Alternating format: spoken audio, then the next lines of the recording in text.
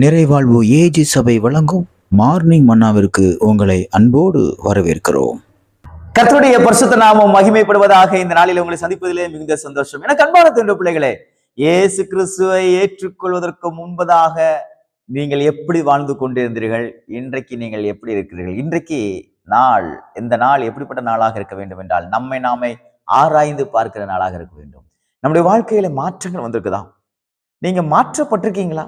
நான் இயேசுவை தேடி போகிறேன், இயேசு என் வாழ்க்கையில் இருக்கிறார் என்பதற்கு அடையாளம் ஏதாவது உண்டா?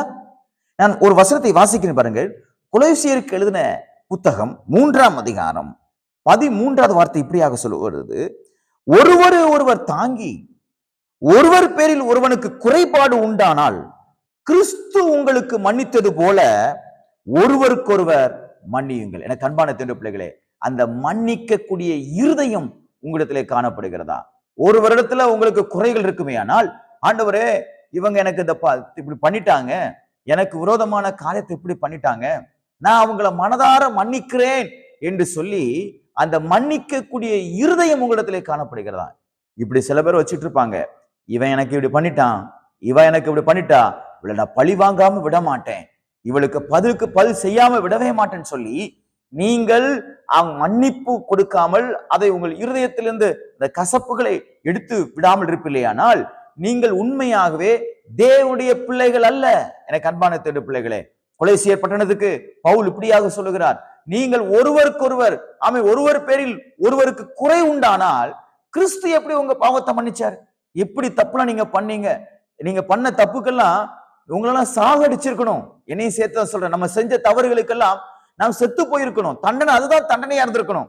ஆனா இன்னைக்கு ஜீவனோடு இருக்கிறோம்னா அவர் நம்முடைய பாவத்தை மன்னிச்சிருக்கிறார், நம்முடைய அக்கிரமங்களை மன்னிச்சிருக்கிறார், நம்ம செய்த தவறுகளை அவர் மன்னித்திருக்கிறார்.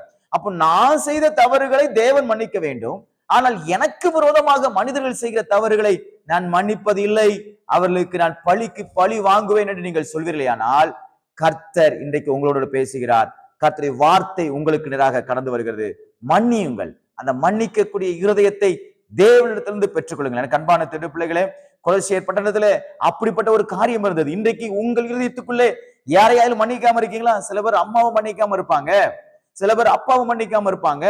அம்மா எனக்கு அப்படி பண்ணிட்டாங்க, எங்க அப்பா இப்படி பண்ணிட்டாரு, என் கூட பிறந்தவங்க இப்படி பண்ணிட்டாங்க அப்படின்னு சொல்லி மன்னிக்க கூடாத ஒரு இருதயம் உங்களுக்குள்ள இருக்குமே, ஆனால் அதை இன்றைக்கு மாற்றிக்கொள்ளுங்கள். உங்கள் உடன் பிறந்தவர்களை மன்னித்திருக்கீங்களா? உங்க கூட படிச்சவங்க, உங்க கூட வேலை பார்க்கிறவங்க சில தவறுகளை செஞ்சிருக்கலாம், உங்களுக்கு விரோதமா பெட்டிஷன்ஸை போட்டிருக்கலாம், சில காரியத்தை உங்களுக்கு செஞ்சது நிமித்தமாக நீங்க ரொம்ப பலவீனமா மாறி இருக்கலாம். கர்த்தர் சொல்லுகிறாரு, அதை மன்னித்து நீ ஏற்றுக்கொள்வாயானால், அதை மன்னித்து மறந்து விடு. அவர்கள் பாவத்துக்குரியவர்களாக இருப்பார்கள், அவர்கள் விட்டு விலகி ஓடு, ஆனால் உனக்குள்ள மன்னிக்க இருதயம் வேண்டும் என்று கர்த்தர் சொல்லுகிறார். ஆகையால் இன்றைக்கு நான் ஒரு தீர்மானம் எடுப்போம். யாரை குறித்து உங்களுக்குள்ளே அப்படிப்பட்ட ஒரு கசப்பு இருக்கிறதோ அதை இன்றைக்கு தூக்கி போட்டுட்டு, ஏசு எனக்கு மன்னித்தார், நானும் மன்னிக்கிறேன் என்று சொல்லி இந்த நாளை ஒரு சந்தோஷத்தின் நாளாய் மன்னிக்கிற நாளாக தேவன் மாற்றி கொடுப்பாராக. God bless you.